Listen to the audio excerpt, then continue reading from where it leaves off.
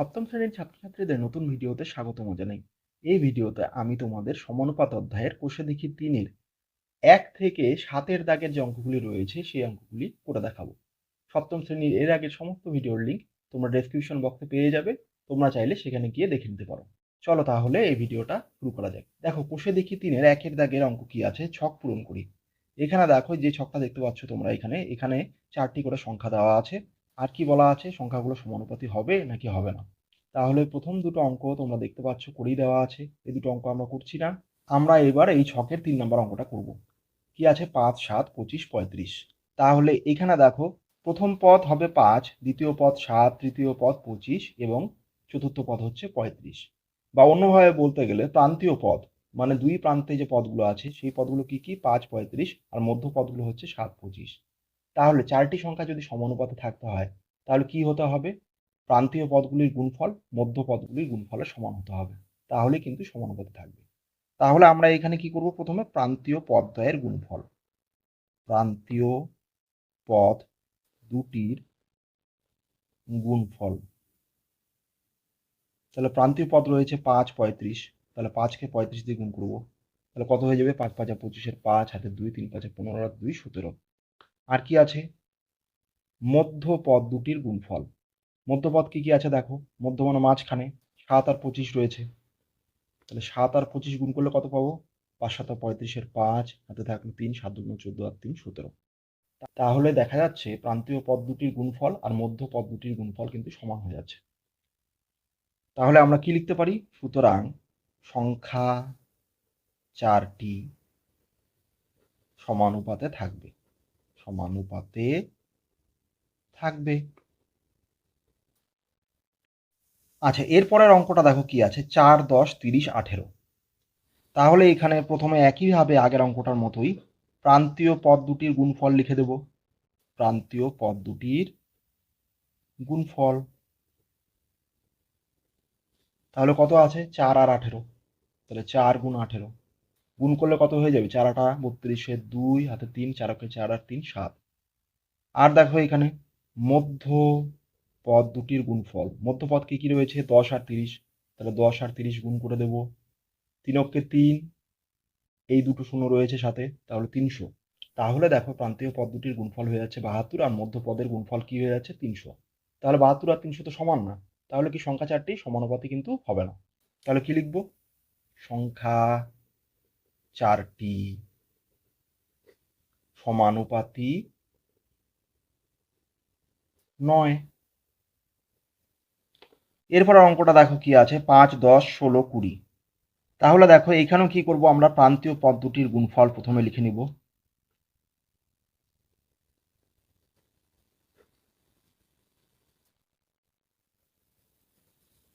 তাহলে প্রান্তীয় পদ কি কি রয়েছে? ৫ আর ২০। তাহলে ৫ গুণ ২০ গুণ করলে হয়ে যাবে কত? ১০০ হয়ে যাবে। আর মধ্য পদ দুটির গুণফল, মধ্যপদ কি কি রয়েছে? ১০ আর ১৬। তাহলে ১০কে ১৬ দিয়ে গুণ করে দেব। তাহলে ১৬কে ১৬ হয়ে যাচ্ছে, সাথে একটা শূন্য রয়েছে, তাহলে ১৬০। তাহলে দেখো প্রান্তীয় পদ আর মধ্য পদের গুণফল কিন্তু সমান হচ্ছে না। তাহলে কি লিখব? সুতরাং সংখ্যা ৪টি সমানুপাতি নয়। সমানুপাতি নয়, এটাই উত্তর। আচ্ছা, এই ছকের যে একদম যে শেষ অঙ্কটা রয়েছে সেই অঙ্কটা তোমরা একইভাবে নিজেরা করবে। আচ্ছা, ২-এর দাগের অঙ্কটা দেখো কি আছে ৮ জন লোক একটি কাজ ১৫ দিনে করতে পারে। হিসাব করে দেখি ১০ জন লোক ওই কাজটি কত দিনে করতে পারবে। আচ্ছা, ২-এর দাগের অঙ্কটা দেখো কি আছে ৮ জন লোক একটি কাজ ১৫ দিনে করতে পারে। হিসাব করে দেখি ১০ জন লোক ওই কাজটি কত দিনে করতে পারবে। তাহলে আমাদের এখানে কত দিনে করতে পারবে, তার মানে আমাদের সময়টা বের করতে হবে। এই ধরনের অঙ্কে আমাদের যেটা বের করতে হয় সেটা আমাদের ডান দিকে লিখতে হবে। তাহলে ডান দিকে কি হবে? দিন সংখ্যা। আর বাকি কি থাকলো? লোক সংখ্যা। তাহলে লোক সংখ্যাটা হবে বাঁ দিকে আর দিন সংখ্যাটা হবে ডান দিকে। তাহলে গণিতের ভাষায় সমস্যাটি হলো লিখে নিয়েছি। এইবার দেখো আমাদের কি হবে? বাঁ দিকে লোক সংখ্যা লিখে দিচ্ছি আর ডান দিকে হবে দিন সংখ্যা। তাহলে ৮ জন লোক, ৮ জন লোক কত দিনে করতে পারে? ১৫ দিনে একটা কাজ করতে পারে। তাহলে বের করতে বলেছে ১০ জন লোক কত দিনে ওই কাজটা করতে পারবে। এইবার আমাদের দেখো এইখানে এই অঙ্কটা তো আমাদের সমানুপাতে সাহায্য করতে লাগবে, তাই তো? তাহলে দেখো তোমরা মনে মনে যদি ভাবো একটা কাজ 8 জন লোক যদি করে, তাহলে যদি 15 দিনে করতে পারে, তাহলে লোক সংখ্যা বেড়ে গেল, মানে 10 জন যদি হয়ে যায়, তাহলে কি হবে? সময়টা কম লাগবে। লোক বেড়ে গেলে তো কাজ করতে সময় কম লাগবে, তাই না? তাহলে কি হয়ে যাবে? এইখানে দেখো সংখ্যা 8 থেকে 10 হয়ে যাচ্ছে, কিন্তু এইখানে দিন সংখ্যা কিন্তু কমে যাচ্ছে। তাহলে একদিকে সংখ্যা বেড়ে যাচ্ছে, আরেকদিকে কিন্তু কমে যাচ্ছে। তাহলে এরকম যদি হয় যে একদিকে বাড়ছে আরেকদিকে কমছে, তাহলে এই অঙ্কে কি হবে? আমাদের লোক সংখ্যা আর দিন সংখ্যা ব্যস্ত সমানুপাতে থাকবে। এখানে লোক সংখ্যা বাড়লে দিন সংখ্যা কমবে,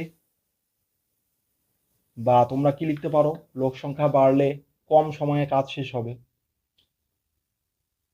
তাই লোক সংখ্যা এবং দিন সংখ্যা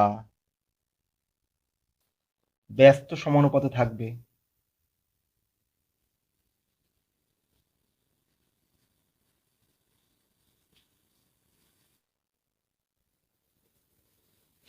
তাহলে দেখো ব্যস্ত সমানুপাতে থাকলে এবার আমাদের কিন্তু ব্যস্ত সমানুপাতটা লিখে দিতে হবে। ব্যস্ত সমানুপাত কিভাবে লিখবো? দেখো এই যে দেখো 10টা নিচে আছে, প্রথমে লিখবো 10, তারপরে দেখো অনুপাত চিহ্ন দেব। অনুপাত চিহ্ন দিয়ে 10-এর উপরে কত আছে? 8, তাহলে 8 লিখবো। এইবার লিখবো সমানুপাত চিহ্ন। তাহলে সমানুপাত চিহ্ন দিয়ে এই যে 15 আছে, 15 লিখছি। আর শেষে কি আছে? প্রশ্নবোধক চিহ্ন, এটা। তাহলে ব্যস্ত সমানুপাত হয়ে যাচ্ছে এটা। এটার থেকে আমাদের দেখো এইখানে এটা প্রথম পদ, দ্বিতীয় পদ, তৃতীয় পদ, চতুর্থ পদ। তাহলে আমাদের চতুর্থ পদটা কিন্তু বের করতে হবে। তাহলে আমরা কি জানি? প্রান্তীয় পদ দ্বয়ের গুণফল সমান সমান মধ্য পদ দ্বয়ের গুণফল। এইবারে এখানে দেখো প্রান্তীয় পদ দুটো কি কি রয়েছে? এই যে 10 রয়েছে আর এই চতুর্থ পদ, যেটা বের করতে হবে। তাহলে 10 আর চতুর্থ পদ রয়েছে প্রান্তীয় পদ, আর 8 আর 15 হচ্ছে মধ্যপদ। তাই তাহলে 10 গুণ চতুর্থ পদ, তাহলে এটা হচ্ছে প্রান্তীয় পদদ্বয়ের গুণফল হয়ে গেল, সমান সমান মধ্যপদ কি রয়েছে আমাদের? 8 গুণ 15। এইবার আমরা চতুর্থ পদ বের করব। চতুর্থ পদ সমান সমান এই 8 আর 15 যে গুণফল হিসাবে আছে, এটাকে আমরা এই 10 দিয়ে ভাগ করে দেব। এইবার দেখো 15 আর 10কে কত দিয়ে কাটাকুটি যায়? 5 দিয়ে যায়। 3 5 15, 5 2 10। 8কে 2 দিয়ে ভাগ করলে কত হয়ে যাবে? 4। এইবার 3 আর 4 গুণ করলে কত হয়ে যাবে? 12। তাহলে চতুর্থ পদ কত হয়ে গেল আমাদের? 12। এটাই হচ্ছে উত্তর। তাহলে উত্তরে কি লিখে দেব? সুতরাং 10 জন লোক ওই কাজটি 12 দিনে করতে পারবে। 3-এর দাগের অঙ্ক দেখো এরপরে। কিছু পরিমাণ খাদ্যে 12 জন লোকের 20 দিন চলে। হিসাব করে লিখি ওই খাদ্যে 40 জন লোকের কতদিন চলবে। তাহলে আমাদের দেখো এখানে কি বলেছে? কতদিন চলবে। তার মানে দিন সংখ্যাটা বের করতে হবে। তাহলে দিন সংখ্যাটা আমাদের ডান দিকে থাকবে, আর বাঁ দিকে কি থাকবে? লোক সংখ্যা।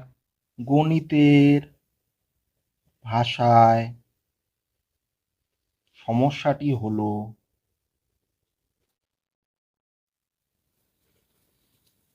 বাঁ দিকে লিখব লোক সংখ্যা, ডান দিকে লিখব দিন সংখ্যা।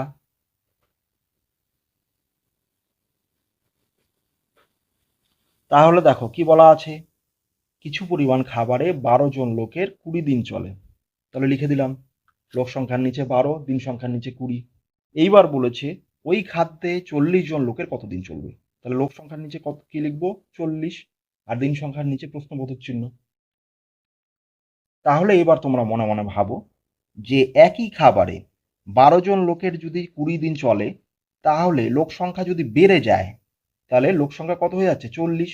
তাহলে 12 থেকে অনেক বেশি। লোক সংখ্যা বেড়ে গেলে কি হবে? ওই একই খাবারে কম দিন চলবে, কারণ বেশি লোক হলে তো বেশি খাবার খাবে, তাই না? তাহলে কি হয়ে যাচ্ছে? লোক সংখ্যা বেড়ে যাচ্ছে আর দিন সংখ্যা কমে যাচ্ছে। তাহলে এখানে কি হবে, লোক সংখ্যা আর দিন সংখ্যা ব্যস্ত সমানুপাতে থাকবে। তাহলে আমরা লিখে দেব এখানে লোক সংখ্যা বাড়লে খাবার কম দিন চলবে, তাই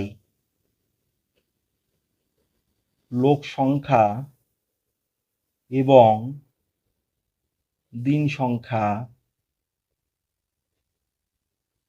ব্যস্ত সমানুপাতে থাকবে।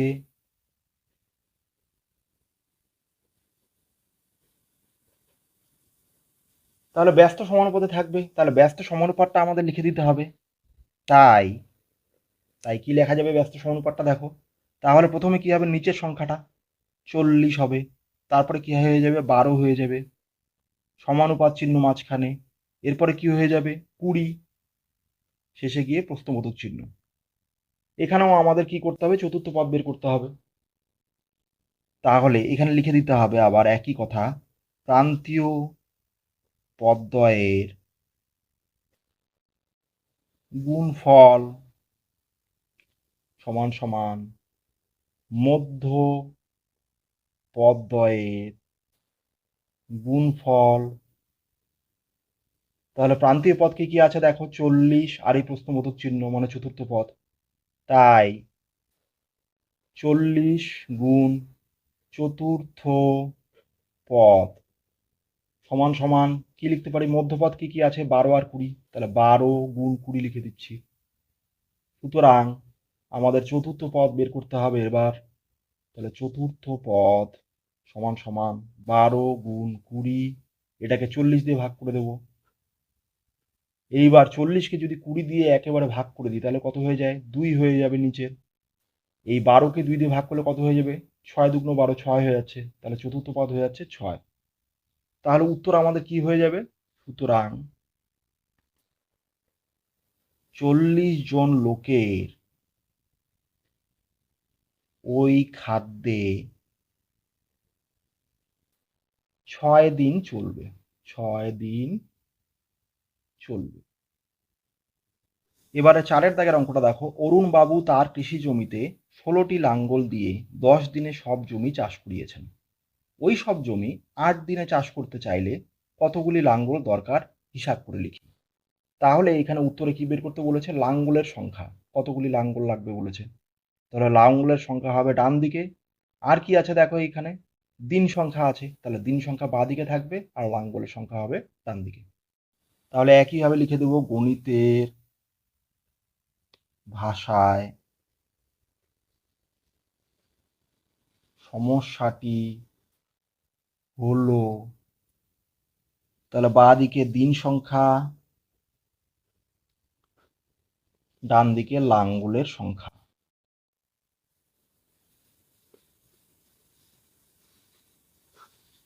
দশ দিনে সমস্ত জমি চাষ করতে কতগুলো লাঙ্গল লাগে, 16টি লাঙ্গল। এইবার বলেছে ওই সব জমি 8 দিনে চাষ করতে হবে, তাহলে 8 দিনে চাষ করতে গেলে কতগুলো লাঙ্গল লাগবে। এইবার মনে মনে ভাবো যে একই পরিমাণ জমি যদি 10 দিনে চাষ করা হয় তাহলে যদি 16টি লাঙ্গল লাগে, ওই জমি যদি কম সময়ে আরো কম সময়ে যদি চাষ করা হয়, মানে 8 দিনে যদি চাষ করা হয়, তাহলে কি হবে, লাঙ্গল কম লাগবে না বেশি লাগবে, নিশ্চয়ই বেশি লাগবে। কারণ কি হচ্ছে, আমরা সময় কম পাচ্ছি, সময় যদি কম থাকে তাহলে কি হবে, বেশি লাঙ্গল লাগবে জমি চাষ করতে।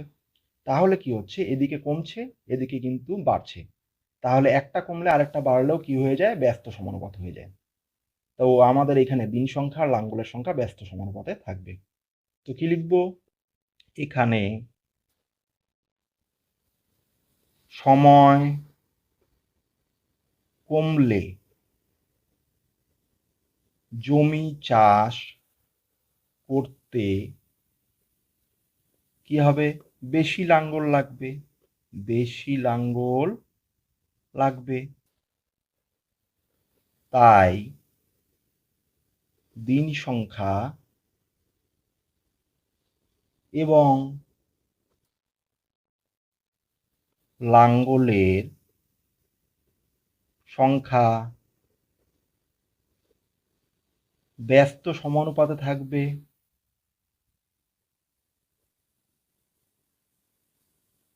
তাহলে দেখো এবার আমাদের ব্যস্ত সমানুপাতটা লিখতে হবে।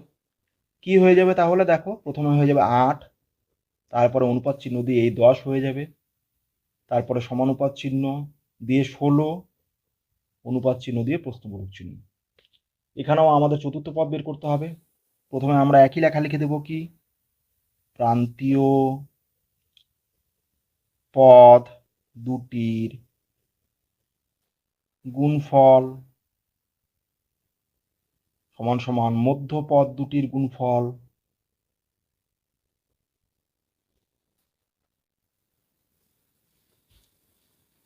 তাহলে দেখো এখানে প্রান্তীয় পদ কি কি রয়েছে, 8 আর প্রশ্নবোধক চিহ্ন মানে চতুর্থ পদ, তাই 8 গুণ চতুর্থ পদ সমান সমান কত হয়ে যাচ্ছে, মধ্য পদগুলো কি রয়েছে 10 আর 16, তাহলে 10 গুণ 16। সুতরাং চতুর্থ পদ বের করতে হবে। চতুর্থ পদ সমান সমান 10 গুণ 16, এটাকে কত দিয়ে ভাগ করব, এই 8 দিয়ে ভাগ করে দেব। তাহলে 16কে 8 দিয়ে ভাগ করলে কত হয়ে যাবে, 2, 8 দুগুণে 16, 10কে 2 দিয়ে গুণ করব, 10 দুগুণে হয়ে যাবে 20। সুতরাং 8 দিনে সব জমি চাষ করতে চাইলে 20টি লাঙ্গল লাগবে। পরের পৃষ্ঠায় 5-এর দাগের অঙ্কটা দেখো, একটি বন্যা ত্রাণ শিবিরে 4000 জনের 190 দিনের খাবার মজুদ আছে। 30 দিন পর 800 জন অন্যত্র চলে গেলেন, যারা রয়ে গেলেন অবশিষ্ট খাদ্যে তাদের আর কতদিন চলবে। এখানে একটা জিনিস দেখো, প্রথমে কত বলা আছে, 4000 জন, এইবার 30 দিন পরে কতজন চলে যাচ্ছে, 800 জন কিন্তু চলে যাচ্ছে, তার মানে কিন্তু লোক সংখ্যা কমে যাচ্ছে।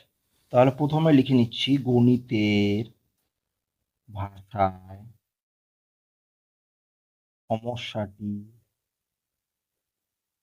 হলো, তাহলে লোক সংখ্যা বাঁদিকে লিখছি আর ডান দিকে দিন সংখ্যা, বা তোমরা চাইলে সময়ও লিখে দিতে পারো। তাহলে লোক সংখ্যা আমাদের প্রথমে কত ছিল, 4000 জন।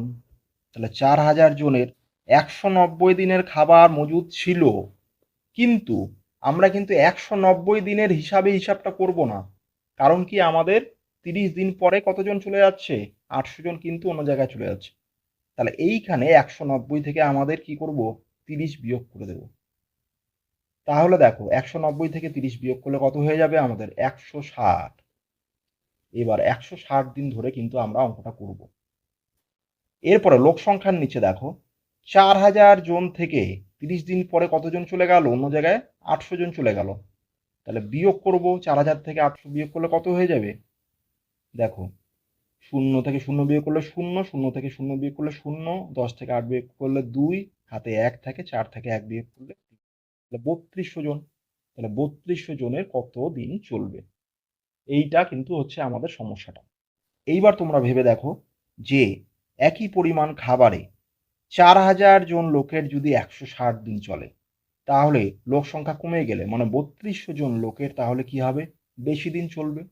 কারণ লোক সংখ্যা কমে গেলে কি হবে, বেশি দিন খাবারটা খেতে পারবে। তাহলে একদিকে আমাদের লোক সংখ্যা কমে যাচ্ছে, আরেকদিকে কিন্তু দিন সংখ্যা বেড়ে যাচ্ছে। তাই এখানে লোক সংখ্যা দিন সংখ্যা ব্যস্ত সমানুপাতে থাকবে। তাহলে কি লিখে দেব, এখানে লোক সংখ্যা কমলে খাবার বেশি দিন চলবে, তাই লোক সংখ্যা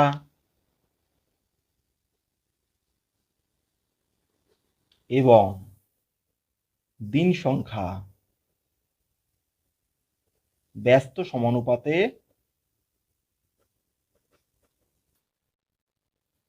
থাকবে। তাহলে 3200 অনুপাত চিহ্ন দিয়ে তারপরে কি হবে, 4000 দিয়ে তারপরে সমানুপাত চিহ্ন দিব, এরপরে কি হয়ে যাবে, 160 অনুপাত চিহ্ন প্রস্থবোধক চিহ্ন। এখানেও চতুর্থ পদ বের করতে হবে। তাহলে একইভাবে লিখে দেব, প্রান্তীয় পদ দুটির গুণফল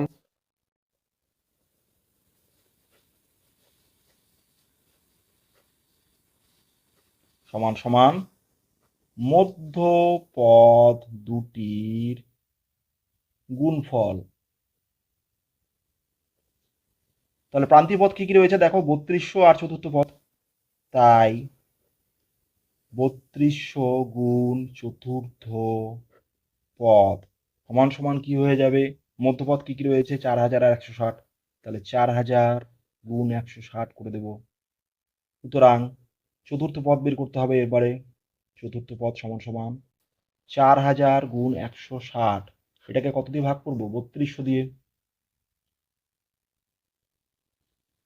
তাহলে দেখো আমাদের এখানে এই শূন্য কেটে দিচ্ছি, এই শূন্য কেটে দিচ্ছি। এবার 32কে যদি 16 দিয়ে ভাগ করে দিই তাহলে কত হয়ে যাবে, 16কে 2 দিয়ে গুণ করলে হয়ে যাবে 32। এবার উপরে কত আছে 400, নিচে কত আছে 2, 400কে 2 দিয়ে ভাগ করলে কত হয়ে যাবে, 2 দুগুণ 4, সাথে দুটো শূন্য রয়ে গেছে, তাহলে 200। তাহলে চতুর্থ পদ হয়ে যাচ্ছে কত, 200। তাহলে আমরা উত্তরটা কি লিখব, সুতরাং অবশিষ্ট খাদ্যে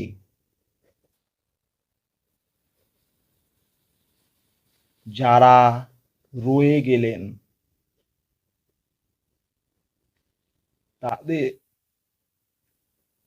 তাদের আর 200 দিন চলবে, এটাই উত্তর। 6 দাগের অঙ্কটা দেখো, 3টি ছাতা বা একটি চেয়ারের দাম 600 টাকা, 2টি ছাতা ও 2টি চেয়ারের দাম কত হবে হিসাব করে দেখি। আচ্ছা, 6 দাগের অঙ্কটা আমরা কি লিখে দেবো, প্রথমে দেখো 3টি ছাতার দাম সমান সমান একটি চেয়ারের দাম সমান সমান, দুটোই কত বলা আছে, একই দাম 600 টাকা। এইবার আমাদের কি বলেছে, সুতরাং 2টি ছাতা ও 2টি চেয়ারের দাম কত হবে, তাহলে 2টি ছাতা যোগ 2টি চেয়ার সমান সমান কি হয়ে যাবে দেখো, চেয়ারটাকে আমাদের ছাতায় নিয়ে যাব, তাহলে 2টি ছাতা যোগ একটি চেয়ার সমান সমান কয়টা ছিল, 3টি ছাতা ছিল, তাহলে 2টি চেয়ার সমান সমান কি হয়ে যাবে, 2 গুণ 3টি ছাতা হয়ে যাবে। তাহলে দেখো আমাদের এখানে 2টি ছাতা যোগ এখানে কয়টি ছাতা হয়ে যাচ্ছে, 6টি ছাতা হয়ে যাচ্ছে। তাহলে দেখো 6 আর 2 কত হয়ে যাচ্ছে, 8টি ছাতা। 3টি ছাতার দাম আমাদের হচ্ছে 600 টাকা, তাহলে 8টি ছাতার দাম যদি আমরা এখন বের করি তাহলে কিন্তু অঙ্কটা হয়ে যাবে। তাহলে কি লিখবো এবার, গণিতের ভাষায় সমস্যাটি হলো বাঁ দিকে কি লিখবো আমরা, ছাতার সংখ্যা, যেহেতু ছাতাতে নিয়ে গেলাম। এইবার ডান দিকে কি লিখবো, ছাতার দাম, ব্র্যাকেটে কি লিখে দেবো, টাকা। তাহলে ছাতার সংখ্যা এখানে কত আছে, 3টি ছাতার দাম, প্রথমে কি বলা ছিল, 3টি ছাতার দাম হচ্ছে 600 টাকা, তাহলে 3টি ছাতার দাম 600 টাকা। এইবার আমাদের 2টি ছাতা এবং 2টি চেয়ার মিলে কয়টি ছাতা বের হয়েছে, 8টি ছাতা। তাহলে 8টি ছাতার দাম কত হবে সেটা বের করতে হবে। মনে মনে ভাবো, 3টি ছাতার দাম যদি 600 টাকা হয় তাহলে ছাতার সংখ্যা বেড়ে যাচ্ছে, 8টি ছাতা, 8টি ছাতার দাম কি হবে, নিশ্চয়ই 600 থেকে বেশি হবে। তাহলে ছাতার সংখ্যাও বাড়ছে, ছাতার দামও বাড়ছে, তাহলে দুটোই যদি বাড়ে তাহলে কি হয়ে যাচ্ছে, সরল সমানুপাত হয়ে যাবে। তাহলে ছাতার সংখ্যা ছাতার দাম সরল সমানুপাতে থাকবে। এখানে ছাতার সংখ্যা বাড়লে দামও বাড়বে, তাই ছাতার সংখ্যা ও দাম সরল সমানুপাতে থাকবে। তাহলে এখন আমাদের সরল সমানুপাতটা বের করতে হবে। তাহলে সরল সমানুপাত কিভাবে বের করা যাবে, ব্যস্ত সমানুপাতের ক্ষেত্রে আমরা কি করেছি, প্রথমে নিচের সংখ্যাটা লিখতাম, কিন্তু সরল সমানুপাতের ক্ষেত্রে প্রথমে উপরের সংখ্যাটা লিখতে হবে। তাহলে প্রথমে কি লিখবো, 3, অনুপাত চিহ্ন দিয়ে কি করব 8, এবার সমানুপাত চিহ্ন দিয়ে 600, শেষে গিয়ে অনুপাত চিহ্ন দিয়ে প্রশ্নবোধক চিহ্ন। তাহলে চতুর্থ পদ বের করতে হবে। এবার একই লেখা লিখব, প্রান্তীয় পদ দুটির গুণফল সমান সমান মধ্য পদ দুটির গুণফল। তাহলে প্রান্তীয় পদ কি কি রয়েছে? 3 আর কত? চতুর্থ পদ। তাই 3 গুণ চতুর্থ পদ সমান সমান মধ্যপদ কি কি রয়েছে? 8 আর 600। তাহলে সুতরাং চতুর্থ পদ বের করব। চতুর্থ পদ সমান সমান 8 গুণ 600। এটাকে কত দিয়ে ভাগ করব? 3 দিয়ে। তাহলে 600কে 3 দিয়ে ভাগ করলে কত হয়ে যাবে? 3 দুগুণ 6, সাথে দুটো শূন্য রয়েছে। এবার 8 দিয়ে 200কে গুণ করব, তাহলে 8 দুগুণ কত হয়ে যাবে? 16, সাথে দুটো শূন্য। তাহলে চতুর্থ পদ কত হয়ে যাচ্ছে? 1600। তাহলে কি লিখবো? সুতরাং দুইটি খাতা ও দুইটি চেয়ারের দাম হবে 1600 টাকা। এটাই উত্তর। সাথে দাগের অঙ্কটা দেখো, আমার শ্রেণীতে আজকে আমাদের উপস্থিত ও অনুপস্থিতির অনুপাত নির্ণয় করি। তাহলে আমাদের এখান থেকে একটা উত্তর বের করতে হবে প্রথমে। তাহলে ধরি আজকে আমাদের শ্রেণীতে উপস্থিত ছিল 80 জন এবং অনুপস্থিত ছিল 20 জন। তোমাদের ক্লাসের যে সংখ্যা সেই হিসেবে তোমরা সংখ্যা লিখতে পারো। আমি এখানে একটা ধরে নিলাম যে আমাদের শ্রেণীতে আজকে উপস্থিত ছিল 80 জন আর অনুপস্থিত ছিল 20 জন। তাহলে এদের অনুপাত এখন বের করতে হবে আমাদের। সুতরাং উপস্থিতির সংখ্যা অনুপাত অনুপস্থিতির সংখ্যা, এ দুটোর অনুপাত বের করতে বলেছে। তাহলে কি হয়ে যাবে? 80 হচ্ছে উপস্থিতির সংখ্যা আর অনুপস্থিত কতজন ছিল? 20 জন। তাহলে এই শূন্য কেটে দিতে পারি। এইবার এই 8কে 2 দিয়ে ভাগ করে দিতে পারি। তাহলে 8কে 2 দিয়ে ভাগ করলে কত হয়ে যাবে? 4। আর এখানে কিছু নেই মানে 1 লিখতে পারি। তাহলে কত হয়ে যাচ্ছে? উপস্থিত আর অনুপস্থিতির সংখ্যার অনুপাত 4:1। এরপরে দেখো কি বলেছে, আজ ষষ্ঠ শ্রেণীরও উপস্থিত ও অনুপস্থিতির অনুপাত বের করি। তাহলে ধরে নিচ্ছি, ধরি ষষ্ঠ শ্রেণীতে উপস্থিতি এবং অনুপস্থিতির সংখ্যা যথাক্রমে। তাহলে ধরে নিচ্ছি ষষ্ঠ শ্রেণীতে উপস্থিত রয়েছে 70 জন এবং অনুপস্থিত রয়েছে 30 জন। মোট 100 জন ছাত্র রয়েছে। সুতরাং এদের অনুপাত বের করতে হবে। উপস্থিতির সংখ্যা অনুপাত অনুপস্থিতির সংখ্যা। তাহলে কি করব? উপস্থিত কতজন ছিল ষষ্ঠ শ্রেণীতে? 70 জন আর অনুপস্থিত 30 জন। তাহলে 0 কেটে দিচ্ছি। তাহলে 7:3 হয়ে যাচ্ছে, যেহেতু কাটাকুটি যাচ্ছে না আর। এইবার কি বলেছে? দুটি অনুপাত সমান কিনা দেখি। দেখো এইখানে প্রথমে অনুপাত কত এসছে? 4:1। তারপরে কত এসছে? 7:3। তাহলে এই দুটো অনুপাত নিশ্চয়ই সমান না।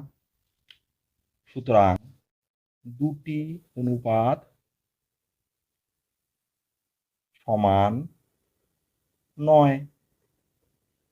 আচ্ছা, শেষে দেখো কি বলা আছে, 4টি সংখ্যা সমানুপাতে আছে কিনা দেখি। সংখ্যা 4টি আমরা কি কি পেলাম? 4, 1, 7, 3। তাহলে পরপর লিখে যাব। সুতরাং সংখ্যা 4টি হলো যথাক্রমে। তাহলে কি কি লিখতে পারি সংখ্যা চারটা? 4 1 7 3, 4 1 7 3। এইবার দেখব সমানুপাতে আছে কিনা। আমরা কি জানি, চারটি সংখ্যা সমানুপাতে তখনই থাকবে যখন প্রান্তীয় পদদ্বয়ের গুণফল আর মধ্য পদদ্বয়ের গুণফল সমান হবে। তাহলে আমরা কি লিখব? আমরা জানি চারটি সংখ্যা সমানুপাতে থাকলে প্রান্তীয় পদ দুটির গুণফল সমান সমান মধ্য পদ দুটির গুণফল হবে। এখানে প্রান্তীয় পদ দুটির গুণফল, তাহলে প্রান্তীয় পদ দুটি কি কি রয়েছে আমাদের? 4 আর 3, তাহলে 4 আর 3 গুণ করে দিচ্ছি, কত হয়ে যাচ্ছে? 12। মধ্য পদ দুটির গুণফল কত হয়ে যাবে? মধ্যপদ কি কি রয়েছে? 1 7, তাহলে 1 7 গুণ করলে হয়ে যাচ্ছে 7। তাহলে 12 আর 7 তো সমান নয়, তাহলে কি হবে? সমান হলে আমাদের কি হতো? সংখ্যা চারটা সমানুপাতে থাকতো। যেহেতু সমান নয়, তাই সংখ্যা চারটি সমানুপাতে থাকবে না। তাহলে কি লিখবো? সুতরাং সংখ্যা চারটি সমানুপাতে থাকবে না, এটাই উত্তর। তাহলে ছাত্রছাত্রী, এই ভিডিওতে যে আমি তোমাদের সমানুপাত অধ্যায়ের কোষে দেখি 3-এর 1 থেকে 7-এর দাগের অঙ্কগুলি করে দেখালাম, আশা করি অঙ্কগুলো তোমরা সহজেই বুঝতে পেরেছো। এই ভিডিওটা তাহলে এই পর্যন্তই, দেখা হচ্ছে পরের ভিডিওতে। সবাই ভালো থেকো, সুস্থ থেকো, টাটা।